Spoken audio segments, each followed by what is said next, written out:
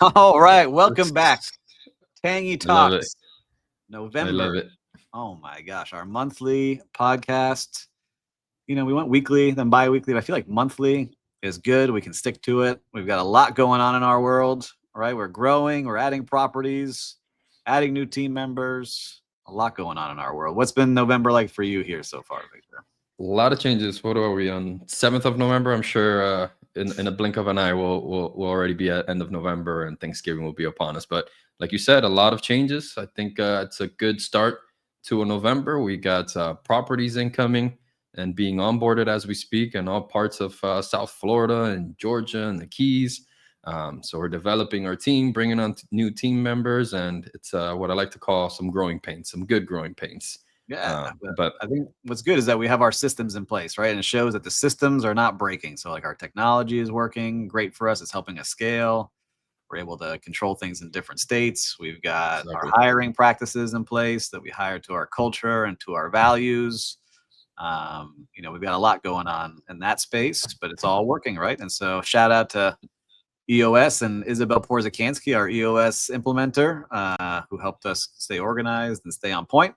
And for any company out there, I'm always pushing EOS. It Oh really yeah. helps stay focused and gives you a structure that you can come back to week, day Yeah. to day, minute to minute, It's been a right? big one for us. I think it's the foundation, right? It's what created the foundation, like you said, the processes, the standards.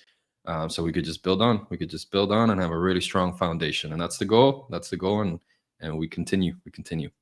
I love it. So, as let's give some advice to people, right? Everyone's talking about growing, and we are very picky in the properties that we add. Like, we turn down a lot of places, but it's not just adding properties; it's also making sure everything is to our standards and we have people that we want. Or any like quick tips? You don't have to give all of the secrets, but just there maybe your like top three pieces of advice you would give to someone in Yeah. operations.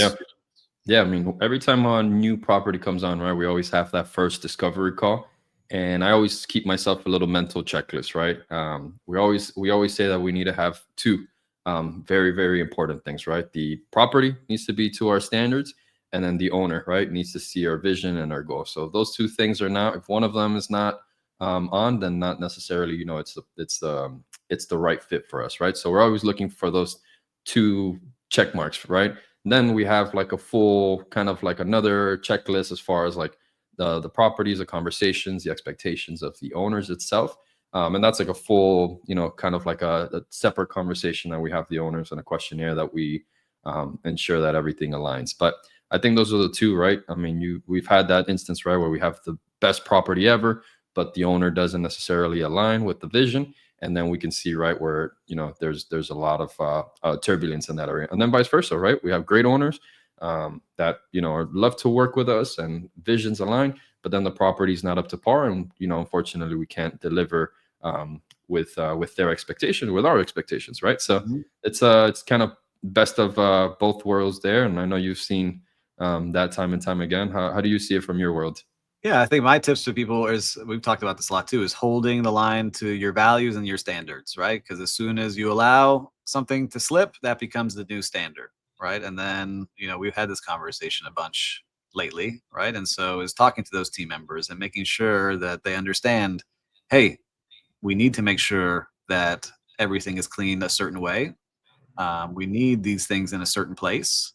We need to order things from this brand because it really sets the tone for everybody. So, you know, we don't want people sneaking things and trying to hide mistakes. We'd rather you be open and transparent as part of our culture, right? Let us know. Let's fix things together versus trying to cover something that a guest is going to find and then leave a bad review potentially. So, 100%. Yeah, it's you so know, important, right? And mhm. and and you said it there, right? Like the standards, and we always talk about these big brands and these great hotels and how they can set up great operations, a great team, a great brand, and a place, and then purchase another property or operation at a different location and still deliver the same quality, right? And that's hard to do, right? And people go to these hotels and these brands, and they know time and time again that that service is going to be delivered, but behind the scenes, right, there's a lot of stuff going on, right? And I think that's developed with the standards, right?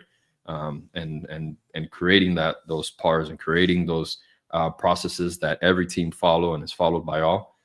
So it's super important. It's super important. That's what we're trying to deliver, right? We always talk about like, how does a guest come and know, go into our property and know they're in a Tangy property?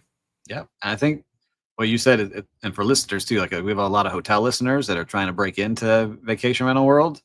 In a hotel, it's easy because you have the same style room. You have a couple, the suites and the regular rooms and your public area, right? But in vacation rental world, you've got all different homes, all different setups, all different looks, all different bathrooms, right? Everything is different in each home. And so Right. you really have to stick to your guns with your team and saying, what are the most important things here? Cleanliness, reporting any issues that there's damage, right? Is the batteries working in the door for the key to get in, right? Because everything is electronic in our homes, and so if that doesn't work, that sets the guest back. So we have SOPs for everything. That we use checklists for everything. I love our detailed checklists. We have inspections that we use, virtual checklists and photos before and after a guest is there. And so we have so many systems in place that I think help us. But even then, you're always learn something new at a new property. Oh Uh, yeah. like a property that we have now that I love, but then we realized there's no power or plug that the dishwasher is not plugging into, right? And we learned that when the guests try to wash dishes, right? So we Yep. missed checking that on our checklist, but Super that won't be important. missed again. We just added it to the checklist. So those are So many things that little. Go details ahead. in Go ahead. so many different Yeah. places. Yeah. Exactly, that's what I was gonna say. So many details, right? Things that like you don't even think about, and there's so many components involved, right? In a property, especially when it's a different properties, right? I remember in our hotel, a lamp would break. Oh, let's go down, run down to the storage, just grab the same lamp, bring it up back into the room, right? Here with our properties, the lamp breaks and it's can't go run to the storage and find the same lamp, right? Let's research, let's find the model number, let's look into and then how do we store that information, right? And how do we have those details in place when it were to occur again, how we can quickly resolve that and turn it around, and there's no kind of like wait period and wait time. So that's super important. I laugh all the time with my hotel friends as far as like, oh, uh, property management, it must be so easy. And I was like, no, I know it's not as many units of properties as a hotel with 600, 650 units, but when not every unit is a replicate of each other, it makes it much, much more complex, right? Especially the locations as well. Yeah. So super interesting. That's why I love that we're standardizing a lot of things. Like for instance, our furniture, right? Now we have a commercial back company that has furniture, will help us design the spaces, has packages for us. But even then, they have trouble sourcing that same lamp or that same couch. But it is very different. I'll tell you this: hotels. I've been in 1,000-room hotels where I've been an executive at. This is harder for sure, right? Because in those hotels, you have your staff. You can jump in when there's emergencies. So you can bring leaders and managers and people right into that room that may have an issue or that restaurant or whatever it might be. But when you have properties spread out, you need creative people that have grit, that are open and transparent and are going to figure things out as best they Oh can. yeah. But also, then we have the backing of, hey, I need backup. And then we drive over and figure those things out. But that's why not everybody does it. A lot of people try to rent out entire buildings and then remake a hotel, like some of the companies that went out of business. And so then you're just competing with hotels. But when you can do this the right way, which I think we've got down now, that's when it really starts becoming special. So if you're Yep. out there, technology, SOPs, and having those leadership meetings consistently is what makes the difference. Do you Yeah. disagree or Never. anything else you'd add? No, I agree 100%, right? I mean, it's this like you mentioned it, right? And I think it's the ability to strategize, right? And foresee where there's opportunities, right, to improve and to catch little things, right? So preventative maintenance is a big thing, and then not only seeing your day, right? I remember the daily lineups we would go into the hotels. We would talk about uh, VIP's guest in, arriving. guest out, VIP Mhm. arrival, what we got going on.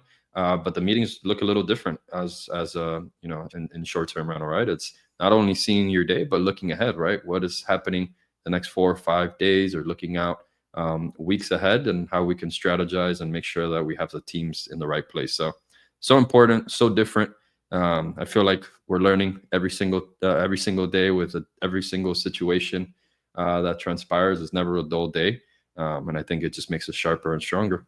Yeah, and 'cause I get a lot of these questions, people that are trying to start out, and like, what are some things to be concerned with? Is if you have one place, like you're an owner and you have one place, and something goes wrong, you have to fix it before that guest arrives. Because if you cancel a reservation on any of the platforms, you get dinged, and all of a sudden you're not getting the views that you need from Airbnb and Booking and Verbo and all these other platforms, right? It's not like a hotel where you can move somebody to a different room. We have some cases like that where we can move into other properties and we'll try our best.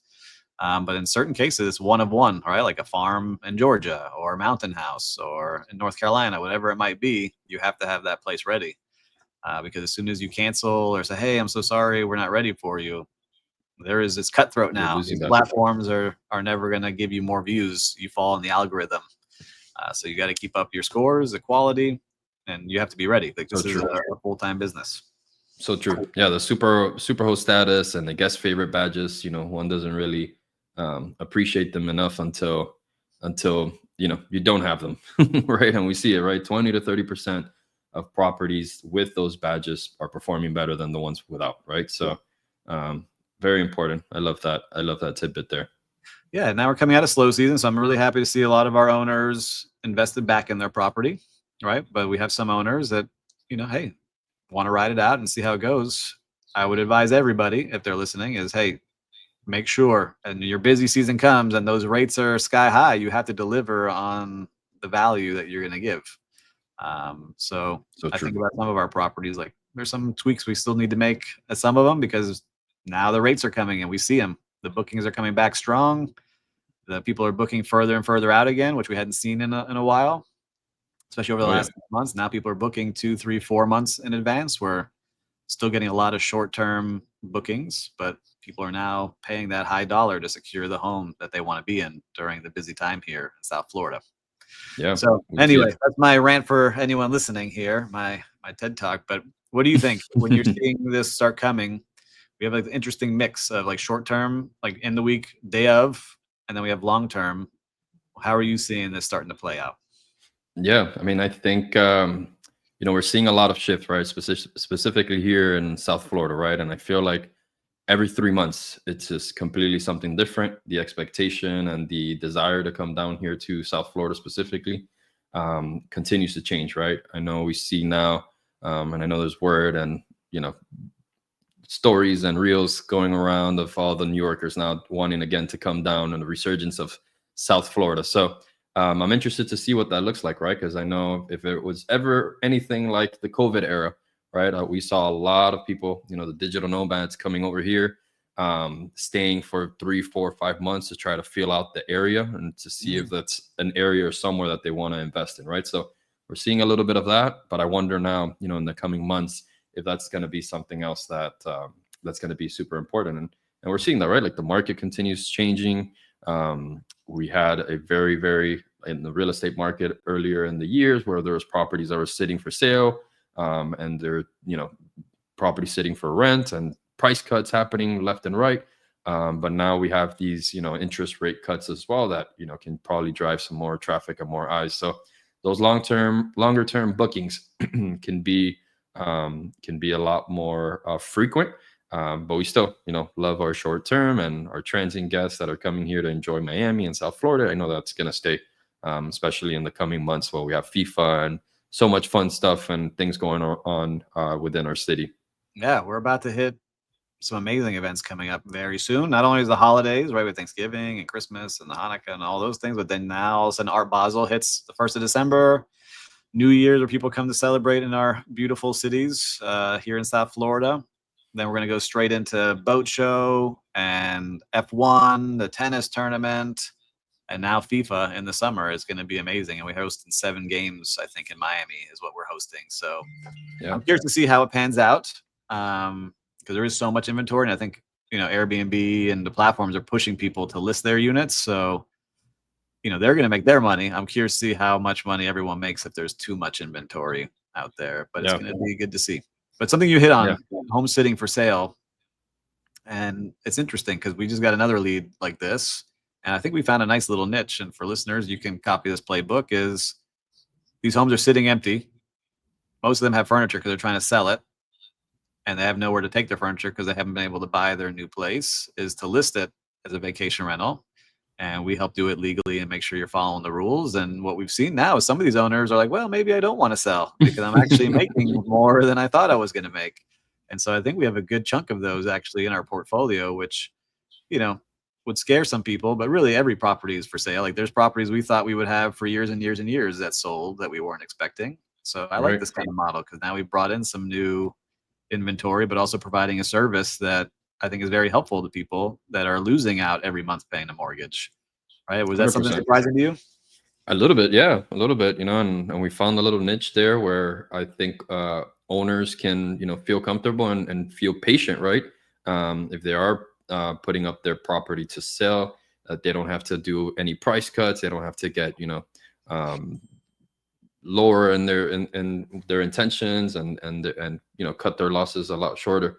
And we are able to find a sweet spot where we're able to work not only with the owner but we're able to work with the realtors, right? So obviously we know that through short-term rental we're not at 100% occupied every single month. So there's times and dates, specifically in the less desirable weekdays, right? The Tuesdays or the Mondays through the Wednesdays, and those are usually great days for realtors to be able to do some, to some showings. So we have owners that give their access to the realtors, where they have the access to the owners portal, where they can block some dates. They could do their showings. They communicate with us greatly, where we could come back in and do a re-cleaning or a little a light cleaning to get the property back ready.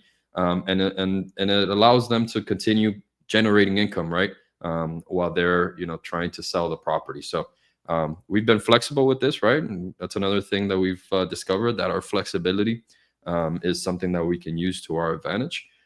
Yes, the churn is a little higher if the property obviously gets sold, and the control is a little less. But we've been able to scale and find some growth, and like you mentioned, right? Some owners that are completely surprised and impressed and saying, hey, I think I found another avenue, another window, right? Some people don't even know that short-term rental is a thing or even exists.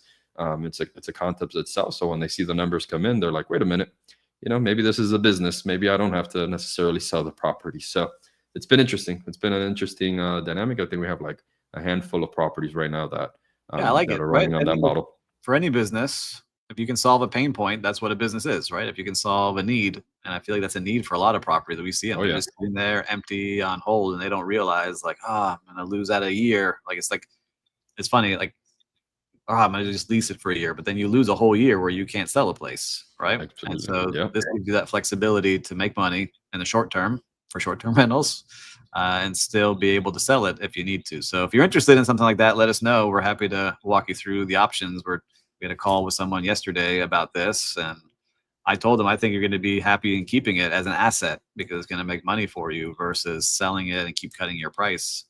Um, It's so we interesting, will right? see. We'll So see what they offer. what should we call this? What should we call that model? I know we've had a hybrid model. I know Yeah, maybe I think this there's a is name. like the rent to sale model. I got to figure out, right? Rent to sale the property, because you could also sell it as a business too. That's another thing, right? Like you're building a business that didn't exist Turnkey. in your property, so you could sell it in a different way. So maybe not as just a place for someone to live, but also as a business. Is how 100%. I. Yeah. That's how I was talking to the realtors and with the owner last night about this property. That's Yeah, very specific. it gives that realtor like another tool in the tool belt, right? And another opportunity to bring in an investor, and they'll work with us where we can produce analysis, and we could produce reports to show the strength of the property itself, and another value to the realtor itself. So if you're a realtor out there and and you're interested in something like this, and you're you know um, with your client that is feeling impatient and wanting to generate some income, and wanting to sell that property and don't have another option for them, think of us. And I think you'll really appreciate this new model. Yeah, I think it's a good one. I'm excited to see how it continues to go because I think there will be a lot of people who bought very high that are not able to get out right now. I'm starting to see it in a lot of areas. So Right. we're happy to help you all. I'm curious to see where this goes. But I want to give a couple updates now on BAYA Miami. So for those that don't know, you can go follow us now on Instagram at BAYA Miami, and you'll see our project that we will be managing. And both Victor and I are owners of this project, along with our partners. And it is an agritourism resort. So we're having a eco resort on a farm, and it's going to be jungle inspired. So the bungalows look like they're from Bali. I want you to go on Instagram. If you're not driving, pause this, hop on, follow us. And we've just started opening up the list so you can get pre-reservation information. So if you want to get on the list, you can put your name in. And if you want to get discounts, it's going to be available very soon. You just have to put $1 in to join the list of discounts. But you can find it all in the bio on Instagram. It's pretty awesome to see that it's becoming a reality. So I'm going to give an update of what I'm allowed to update on so far. But as of now, it's been since July 2023 working on this. We've now got a great team in place. We've got our architect. We have our builders. We've got great partners doing this. But now we presented to Miami-Dade County twice, and we got through the zoning and planning approval where they said, yep, you can do this project. Now we move into the building phase of it. So round of applause. Did I have a sound effect here? I think I got a sound effect. So very exciting, because now we can really start pushing forward and making things happen on the land. Like, we've cleaned it up. Now we get to start to really move dirt and start getting things going. So amazing. So I want to ask you this, because when I pitched this idea in July 2023 to you, now we're in November 2025. How are you feeling about this? Is it starting to look real to you versus an idea? It's incredible, man. It's incredible. Sometimes, we pitch these ideas and then you throw some concepts around, and they are strong concepts, and I'm like super excited to get them developed and see if it comes out. So sometimes they they're just like, whoa, like that's completely different. That's completely, out of left field. But I think it's something that could be strong, and just seeing it from that, just like as an idea. I remember we were like pitching possible tents and putting up 1 or 2 tents in a farm and seeing if anybody would even be interested, to where it is now. It's just incredible. It's just been so exciting, and I know how much you and Banks and Ben and the team, prepped for that meeting on Thursday. I was about to board our flight, and you called me with the great news, so I could hear the excitement in your voice. But it's been amazing. We were just looking at some new plans, or we were talking about some strategies and cool things that we could offer in that property, and I was just mind blown, right? Because it became, this concept, this project where, people could come out and, kind of disconnect, to now this premium quality, conceptualized idea that I think is gonna, blow people's mind. And I can't wait. Yes, so yeah, I love it. I'm excited because you say, so sometimes you have a lot of ideas in the world. It just takes a couple of action steps and consistency, and stick with it, and betting on yourself, because this could have super proud, man. disappeared. This could have disappeared many times over and over again. And now getting chills talking about it. But this morning, I appreciate it. This morning I had a meeting with a big time chef. I can't say which one, but who's very excited. And we were just talking about ideas and strategies of how to really elevate the whole food program there. Because at one point the food was like an afterthought, and now it's like this could be the star of why people come and stay there as well, right? So I think now, from where we were to just let's get a tent from Costco and put it on the dirt, to having now a full-blown resort with high-end culinary impact and making a difference in the community. I think, man, I'm just excited to get going on it. It's really incredible. And Tangy gets to manage it. Yeah, I'm excited. I'm excited for that. I remember a couple of months ago when you're like, I'm going all in. I'm going all in. I'm betting on myself, betting on this project. And it's culminating, very much like you envisioned, probably more. So I'm excited. But yeah, we are in the phase now of planning the operative portion of this, right? So we're talking about, our laundry space. Our hotel days are coming back now. Our laundry space, our back of house, how many team members we're gonna need, what that looks like. So it's super exciting being able to build that, and really think deeply into how the whole apparatus is gonna work, right? So that's been an exciting portion of this. It's something that I haven't done probably ever, right? Thinking about the operative, basically since we started Tangy Management. So it's exciting. It's exciting to see and start visualizing and actually seeing it full concept proof. Now I can't wait till it's built out and we actually have everything running, right? I guess I'm pretty sure it's one thing, right, when you talk about it and you put it on paper and it sounds like everything's gonna go great until it's like put into action. I know for sure that's gonna be Well, now another. we go back to our hotel days, man. SOP, we have standard rooms, we have everything that we can do. It comes back to this is the standard, and we hold the line on that standard because at this property, I can say we cannot let any standard slip to become a different standard because this experience of people paying a lot of money, they're going to be wanting a high level of experience, Exactly. but the basics have to be in place. You can't do anything else other than the basics of cleanliness, everything on point in the room, everything thought about in the room, which we've done. Like if you look at the floor plan, it's pretty awesome. That's amazing. Then making sure we deliver that same message to the housekeeper and the laundry attendant and the check-in, and everyone has to be on the same page because it just takes one bad experience of someone having a bad day, right? That can ruin someone, and they tell 10 friends who don't tell another 10 friends. So that's why the hotel game's so hard. It's not like some other businesses. Like I have some friends that are in um, storage, right? Like, oh, storage, but it's not fun. Like people put their stuff in the storage unit, make sure it's got power, light, AC, and it's secure. That's it. It's not someone sleeping there, eating there, dining, showering, living, right? Yeah. Yeah, you gotta think about the full experience, right? And we were able to do that. We went to Texas and our partner's Ben's place, right, where we felt the entire experience. I remember we went on a walk and we Mhm. we used their like cold plunges and their saunas, pool areas, and we like walked through the whole premise to get a really good feel, right? And it's that full experience. It's the first time that we can go into a place and really be a guest, Yep. and see what that looks like from beginning to end, right? And you have to think about the whole time from early morning all the way till the end. So it's incredible to kind of just think about it that way, right? Whereas other businesses, like you said, you're not necessarily thinking about it's a concept. It's a space where you provide a service, but this is the full experience that you're thinking about from check-in to checkout. It's incredible. It's exciting. I'm very excited about it. Um, we're getting closer and closer. The other thing I'm excited about, I was talking about on LinkedIn today. I think villas. There's something with villas too, right? I want to get a villa back. Our premier villa that we had sold a little while back, and we haven't been able to replace it with another big one.